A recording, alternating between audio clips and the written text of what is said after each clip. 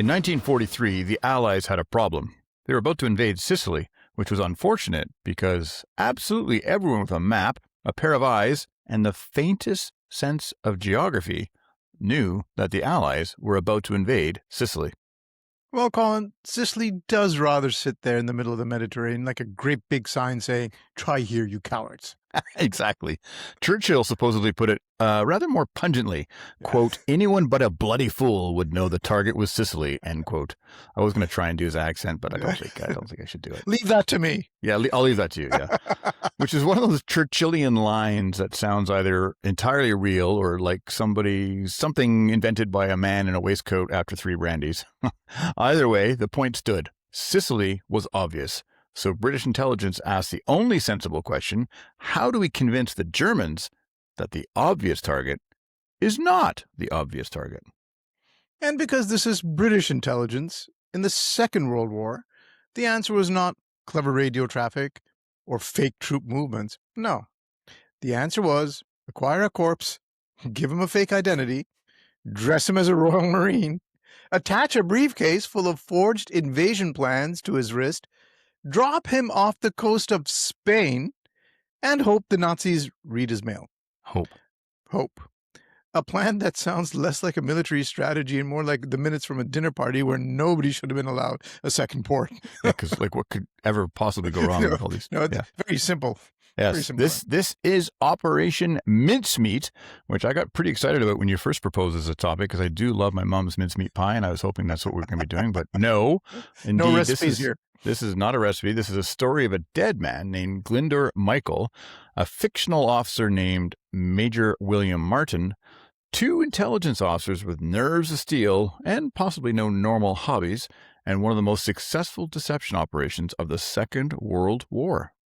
It is a story of espionage, bureaucracy, theater, forgery, submarine work, Spanish neutrality, German gullibility, and British paperwork all coming together in a perfect storm of surely this possibly can't work. And yet it did. I'm Colin, joined as always by my old comrade in arms, Rejoy, and this is the Rum Ration podcast. So let's set the scene. It's early 1943. The tide of the Second World War is beginning to turn in the Allies' favor. The Germans have been stopped at Stalingrad.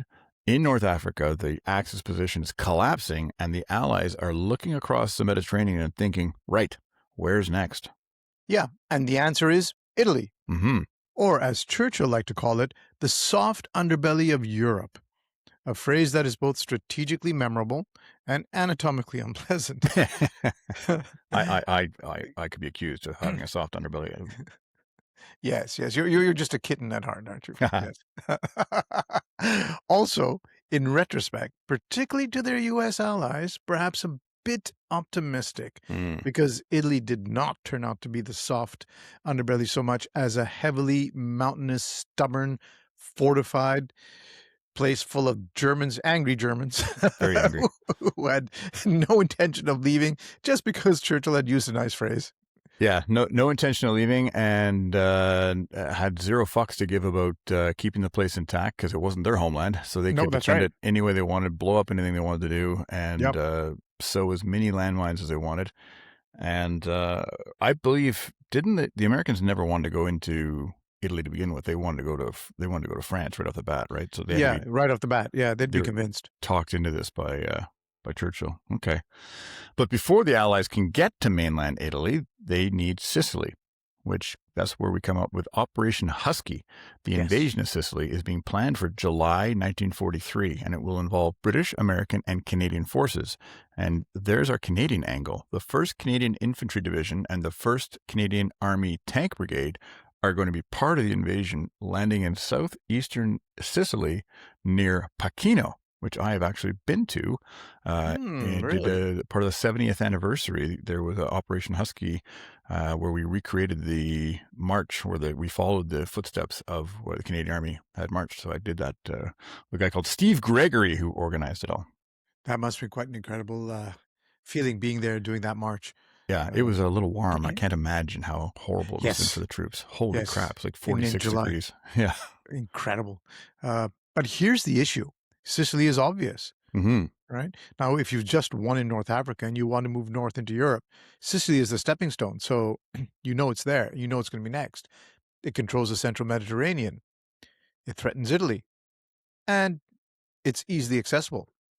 And while military planners love a surprise, geography, unfortunately, keeps being, well, geography. It does. So the Allies need deception, and not just a little deception. They want the Germans to believe that the real blow will fall somewhere else, Greece perhaps, or Sardinia, or maybe France, and that Sicily is merely a feint. Yeah, and that's a bold sell, isn't it? Is. I mean, you're basically telling German intelligence, no, don't worry about that giant island that's directly in front of our armies where we're, looks like the logical place to go because Germans are not logical, right? No. That's just scenery. That's just scenery. Ignore it. Well, to help sell that lie, British intelligence turns to a wider deception plan known as Operation Barclay. This includes fake troop movements, false radio traffic, planted rumors, and all the usual dark arts of wartime misdirection. But the masterpiece, the absolute deranged little jewel in this crown, is Operation Mincemeat. And the premise is simple, in the way that a haunted tax return is simple. Plant fake invasion documents on a dead British officer, let him wash ashore in Spain, and rely on Spanish officials to quietly pass the contents to German intelligence. That seems pretty straightforward. Remember one of the acronyms that we were always taught? KISS? Yes, keep it simple, stupid. I'm glad to see this is probably where it originated, because there's absolutely simple. What could go wrong? Nothing. Absolutely nothing. So this plan, and I use the word loosely, Operation Barclay, is it? I wonder if it was sponsored by a bank, because it has all the hallmarks of it. So it depends on several assumptions. First, that the Spanish will find the body. That's what I've always wondered about. Is like, how did they know it was going to wash up where they wanted it to wash up? Right? That kills me. Your whole plan hinges on them finding that the body. Tide, a shark not deciding, hey, look at that. Second, that the right Spanish officials will see the documents. Also very important for anyone who's traveled and dealt with immigration. You know that. Mm-hmm.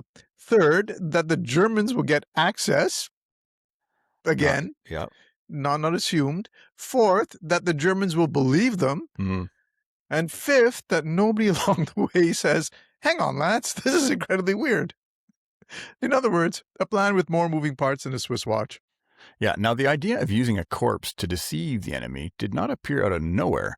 There had been earlier thinking in British intelligence about the possibilities of deception by documents, and one famous memo associated with Admiral John Godfrey and I believe it was Commodore Ian Fleming, or Vice Lieutenant Commodore. Anyway, yes, either way, that Ian Fleming of James Bond fame compared intelligence work to trout fishing, because apparently even espionage needed to be explained through the medium of upper-class leisure.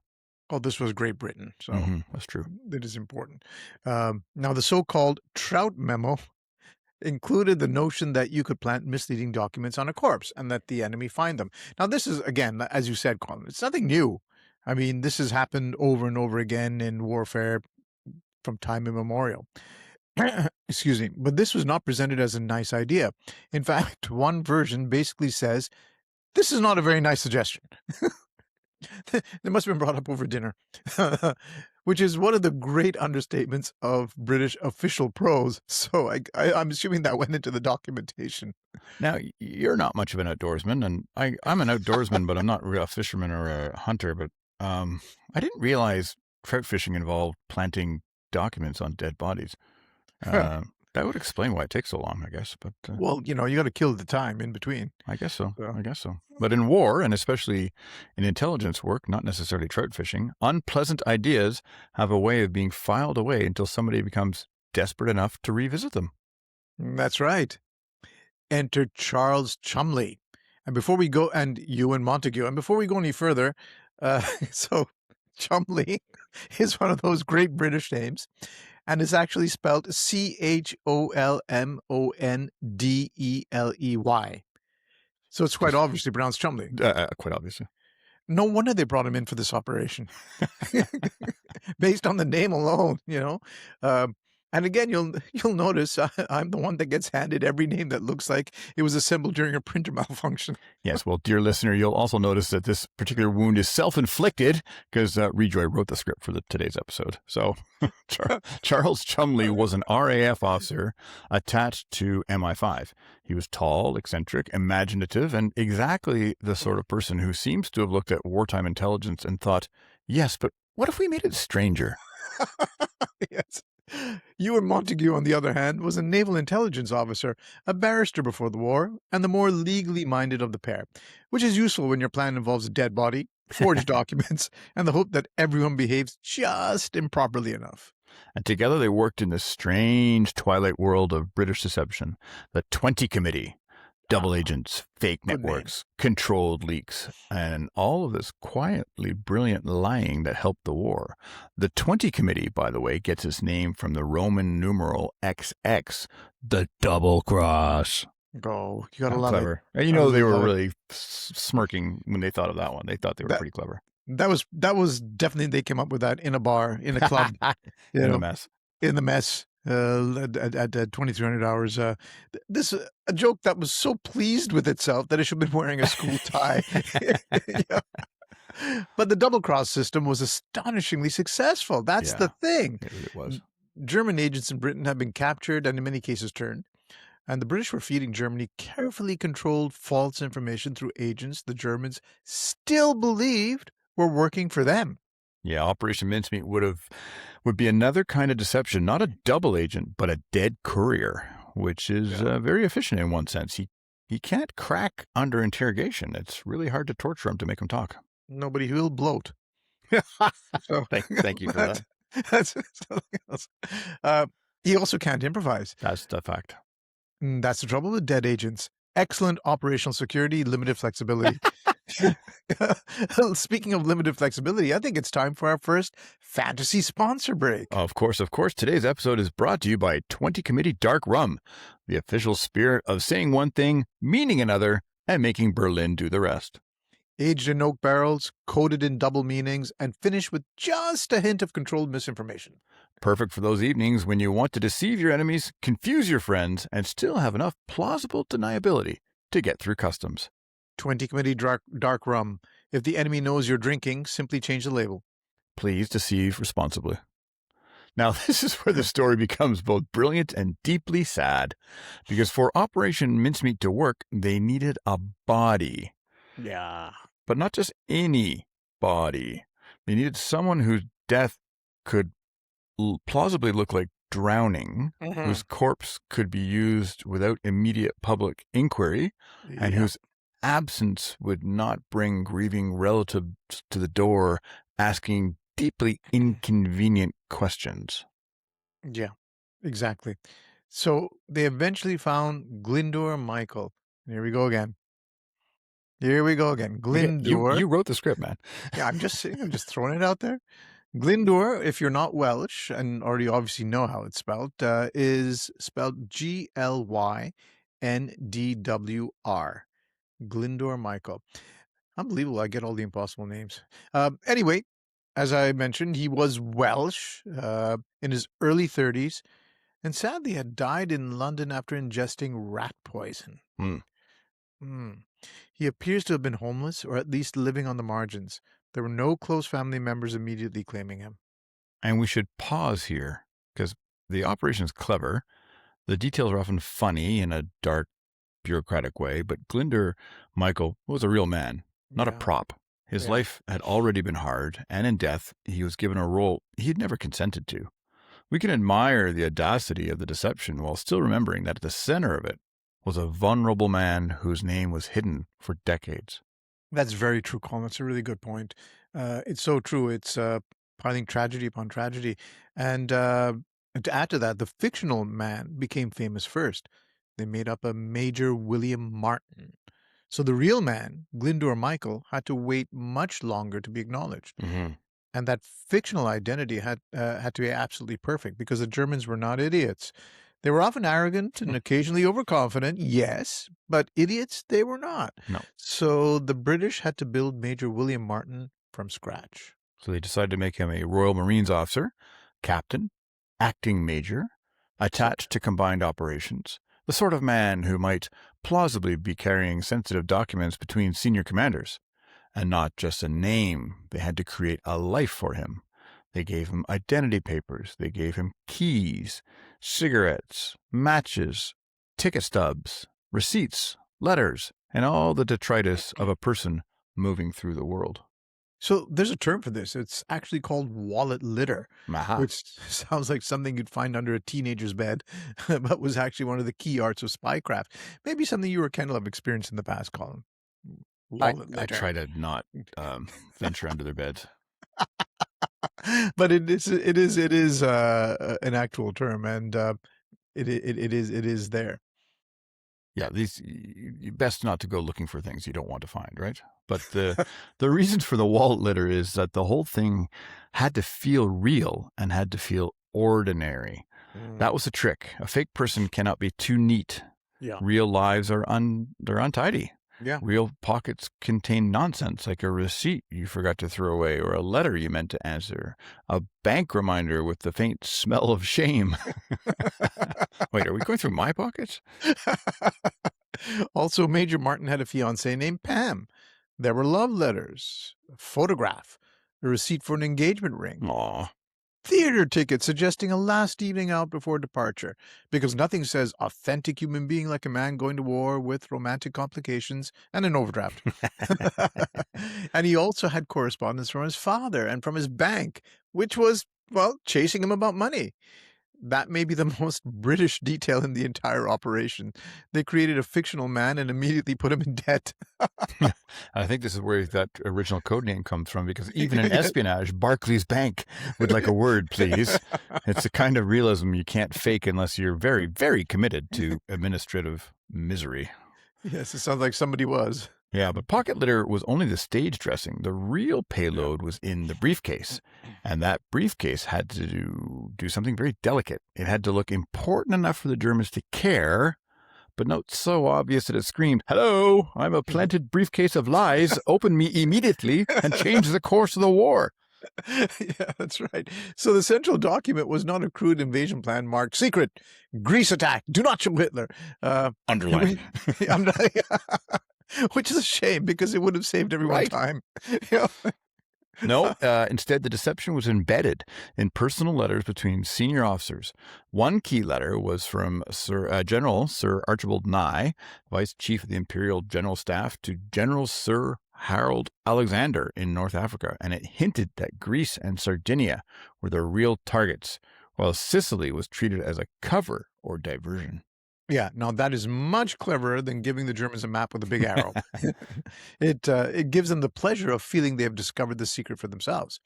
And that is the whole art of deception. Never tell your enemy the lie directly if you can make him feel clever for believing it.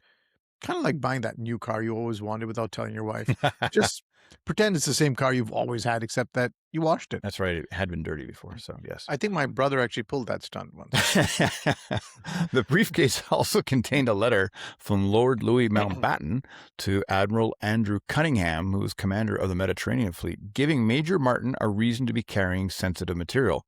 Everything had to fit. Why is this man carrying these papers? Why is he traveling? Why is he important but not too important? And why are the documents not in a diplomatic bag? Why does he have them on him? It's almost like they got Agatha Christie involved in this. Yeah, good point. As a consultant. So the lie is not one large thing. It's 1,000 small things not going wrong at the same time. Mm-hmm. The briefcase was attached to the body by a chain because the idea was that Major Martin had gone down in a plane crash at sea and had clung, in death or near death, to his vital documents. Which is wonderfully theatrical, because people lose luggage in transit and get a claim for them. Major Martin apparently went down with his briefcase like it contained the crown jewels, the invasion plans, and a bar tab that he wasn't quite ready to explain to his wife or fiancée. The body had to look as if it had been in the water just long enough. Incredible, this detailed. So not too fresh, not too decomposed. There were medical and forensic concerns. There were concerns about the uniform, the documents, the timing, the tides, the Spanish authorities, the Germans, of course. Of course. And the simple fact that bodies are inconvenient. They are. They are. They're, hard to move around. And this is the part that, spy films often skip. They show something, they usually show someone saying something like, oh, we'll use a body, and then a sharp cut to a moonlit submarine. But in reality, there were meetings, forms, storage problems, chain of custody issues, and someone asking whether the ink will run. And speaking of ink, they did actually test it to see if it ran, because nothing ruins a grand strategic deception quite like the sea turning your invasion plan into a damp blue fog. Imagine Hitler opening the papers and it just said, "Dear Harold Blur Blur Sardinia Blurfish." I mean, it just won't work properly. And those are the kinds of details that sound boring, but are actually so important. Pretty important. And I remember on a range exercise where I was a range officer, I did have that problem, and where I had on my field pad all I think the relays written, and it pissed rain that day, and I fuck it, I don't know who's up next. Anybody not fired yet? Yeah, exactly. Make your way to the front. So the documents had to survive immersion. The body had to survive transport. A special container was built to preserve it. That is where Charles Fraser Smith comes in, one of the real-life gadget men of British intelligence, sometimes linked to the later inspiration for Q from the James Bond movies. So think of it as a kind of early Q branch, but, well, with more refrigeration. The body was packed in dry ice inside a specially constructed canister and transported north to Scotland, where it was loaded aboard the submarine HMS Seraph. And now the plan, which already sounded insane in London, had to be handed to the Royal Navy and made wet. Which seems like the perfect time for our second fantasy sponsor break. Indeed, this portion of the Rum Ration is brought to you by Pam's Engagement Gin, the only gin with a fiancé, a paper trail, and unresolved feelings. Distilled with juniper, citrus, and just enough romantic panic to convince German intelligence. Each bottle comes with a love letter, a ring receipt, and the quiet sense that Pam is doing more for the war effort than most brigadiers. Try the Major Martin Martini, cold, dry, and carrying secrets it absolutely shouldn't have. Pam's Engagement Gin, for love, loss, and operationally useful heartbreak. May cause wistfulness, overdrafts, and enemy redeployments. If you're lucky. Oh, well done, sir. Now we need to talk about Spain, because Spain in 1943 is officially neutral. Officially. Franco's regime is not formally in the war, but is sympathetic to the Axis in various ways, and German intelligence has people operating there. Indeed, which made it the ideal location for British intelligence. If the body washed ashore in German territory, the Germans might simply take the documents and be suspicious.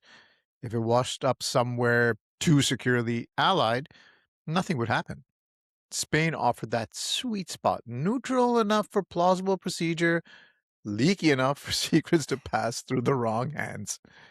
Neutrality in this case meaning, quote, we're not technically taking sides, but do leave your interesting documents unattended near the fascists. That'd be helpful, end quote. Huelva? Oof. Huelva. You got me. Save that one up. Let's just say a town on Spain's southwestern coast was chosen. It's very secret. We wouldn't want to share the actual name. Was chosen because there were known German contacts in the area and because the local conditions made recovery plausible. Yes, chumly to you, sir. Damn it. So the body would be released from HMS Seraph off the Spanish coast. The hope was that it would be found by fishermen or authorities, identified as a British officer, and the briefcase would begin its little journey through neutral Spain's suspiciously porous filing system.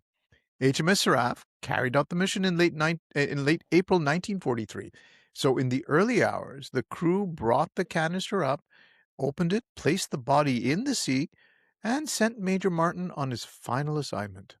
The submarine commander reportedly treated the moment with seriousness. Prayers were said. This wasn't just dumping cargo. Whatever the deception, there was still a human body involved. And that's one of those odd tonal balances of the story. It's absurd, but it's not frivolous. It is comic in its details and tragic in its materials. It's funny how war is very good at making things both ridiculous and terrible at the same time. Well, that's so true. So the body was found near the small Spanish town.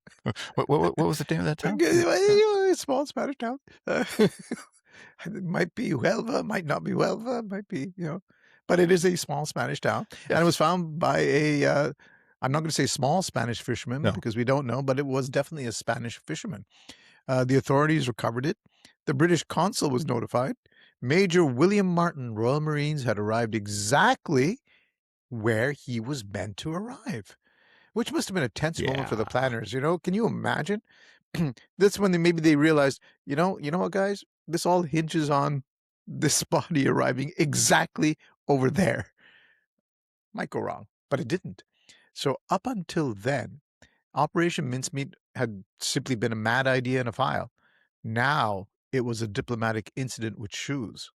And now comes the second act of the deception, pretending to panic, which we're pretty good Always at. difficult for the British. Yes. This is where the British had to behave as if the documents were genuinely important and genuinely missing. Yes. But not so obviously that it looked staged. They needed to nudge the Spanish into believing the briefcase mattered, while also giving German intelligence the time and motive to get access. Yes, it is a very delicate dance. Quote, "Please return our highly secret documents immediately," said in the tone of a man who secretly hopes everyone reads them first. And preferably copies them all down. That's where you get those great Shakespearean actors. British officials in Spain pressed for the return of the briefcase. The performance had to be convincing. Too casual, and the documents look unimportant. Too frantic, and the whole thing might smell like bait. There's a sweet spot in British diplomacy between mildly annoyed and quietly having a coronary. Meanwhile, the Spanish authorities did exactly what the British hoped they would do. The documents were eventually passed or shown to German intelligence before being returned. And when the briefcase came back, the British inspected the letters and envelopes, and they had ways of telling whether the documents had been opened. And they had. They had been opened. The bait had been taken because, well, people are curious by nature. So there you are. And this must have been one of the great office moments in intelligence history. Good news, everyone. The enemy has stolen our fake secrets. Round of drinks for everyone in the mess. Indeed. From there, the information moved into German channels. The Germans believed they had discovered a valuable intelligence coup. The Allies were planning to attack Greece and Sardinia, while Sicily was merely a deception. Which is exactly the wrong conclusion, reached with great confidence, which is really the finest kind of wrong conclusion. The British later received the famous signal, "Mincemeat swallowed, rod, line, and sinker," a phrase that manages to be triumphant and smug in equal measure. A good place to pause, I think, for a fantasy sponsor segment. Yes, this episode is also brought to you by HMS Serap Navy Strength Rum, the rum that goes down smoothly, then resurfaces somewhat inconvenient off the coast of Spain. Bottled at a strength best described as operationally bold, HMS Seraph Navy Strength Rum is matured in darkness, transported in secrecy, and opened only when absolutely necessary. It pairs beautifully with salt air, bad ideas approved by committee, and whispered orders beginning, "You're not to ask what's in the canister." Tasting notes include caramel, spice, diesel fumes, damp wool, and the quiet professionalism of men pretending that this is a normal naval assignment. HMS Seraph Navy Strength Rum, for when your mission is submerged, classified, and frankly, a bit much. A bit much. So how did Operation Mincemeat actually work? Or did it actually work? The answer is yes, but with the historian's usual caution label attached. Exactly. We should be careful not to say that one corps single-handedly won Sicily. The invasion of Sicily succeeded because of planning, manpower, naval power, air power, logistics, operational skill, and the hard fighting of Allied troops on the ground, including the Canadians, who did not fight their way through Sicily just so we could give all the credit to a briefcase. That's right. Quite right. But mincemeat, it helped. It reinforced the German expectations that the Allies might strike Greece or Sardinia. It contributed to the broader deception picture. It encouraged the Germans to spread their attention and the resources. And perhaps most importantly, even after the landings in Sicily began, the Germans continued to worry that the real attack might still come elsewhere, which is important in military terms because uncertainty is expensive. Yeah. If you're defending everywhere, well, you're never quite defending the right place with everything you have. Yeah, absolutely. That's absolutely right. So the Allies landed in Sicily on 10th of July, 1943. Operation Husky was enormous. Airborne drops, amphibious landings, naval support, and ground fighting across difficult terrain. The campaign wasn't easy. It wasn't bloodless. Sicily was not handed over because a German staff officer misread a letter and shrugged. But deception helped create favorable conditions. It helped shape German assumptions. And in war, assumptions can be as decisive as artillery, quite frankly. Yeah, it needs to be noticed that it was the largest amphibious landing ever taken in history. And by late July, Mussolini had fallen from power.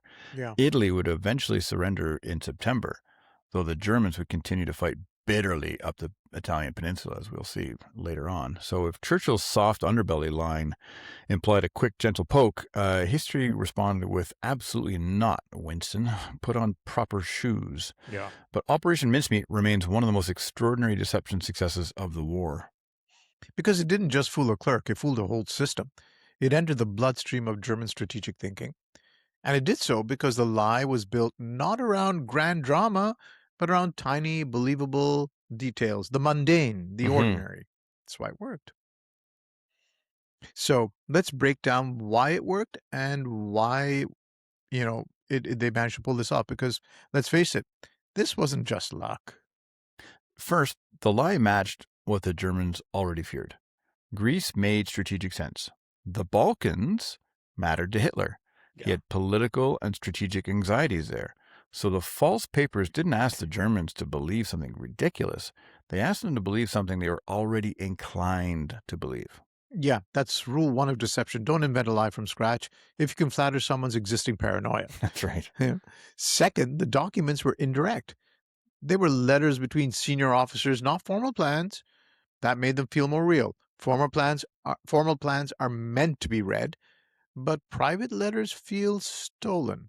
Yeah. And people love stolen information because it makes them feel clever and important. Yeah, it feels like you're dealing with insider information, right? Exactly. Yes, insider Yeah. information. That's it. Yeah. And third, Major Martin had a complete life. He was not just a courier. He was a man with a father, a girlfriend, bills, theater tickets, keys, cigarettes, and financial incompetence. In other words, he was recognizably human. Fourth, the British reaction after the body was found gave the story weight. Their efforts to retrieve the briefcase made the documents look valuable, which is again magnificent theater. The entire production required the British to pretend to be upset that the wrong people had seen the documents, when that was the entire point of putting them on a dead man and floating him into Spain. And fifth, the route through Spain gave German intelligence just enough access and just enough deniability. Yeah. The Germans were not being handed the documents. They were getting them through unofficial channels.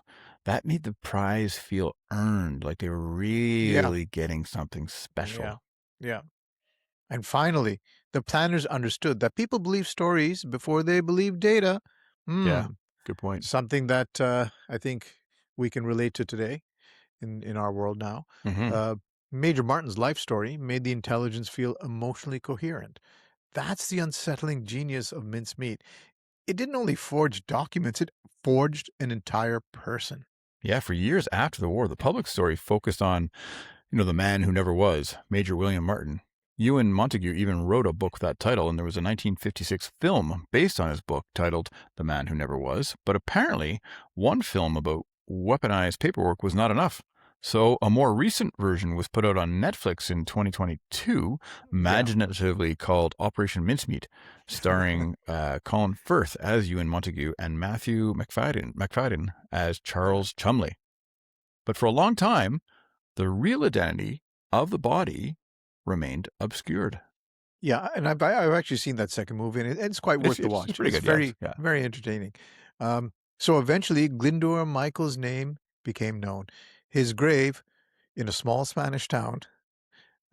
Near Huelva? Well, if we have any Spanish listeners out there, please help us out here so we don't continuously massacre the name of this very important small Spanish town. Huelva is my guess at it. I think so. Yeah, that sounds better. Originally marked for Major William Martin, now also acknowledges Glyndwr Michael. That matters because Major Martin is brilliant fiction, but Glyndwr Michael was a human cost inside the fiction. The operation gave him a posthumous role in history, not by choice. That should make us careful in how we tell the story. We can laugh at British intelligence, and we can laugh at the absurdity of the plan. We can absolutely laugh at the fact that the fictional officer had a more convincing paper trail than some real government departments. But we should not turn Glyndwr Michael himself into the joke. Yeah, exactly. The joke is not the lonely man whose body was used. The joke is the empire of files, letters, uniforms, committees, attaché cases, and wildly overeducated men who looked at a corpse and thought, what this needs is a fiancé and a bank overdraft.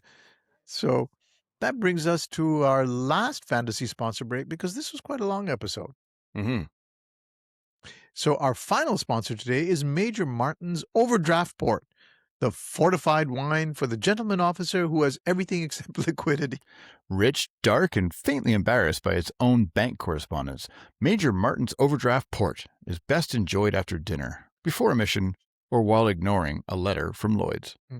Each bottle is aged in barrels previously used to store secrets, regrets, and receipts for engagement rings nobody could comfortably afford.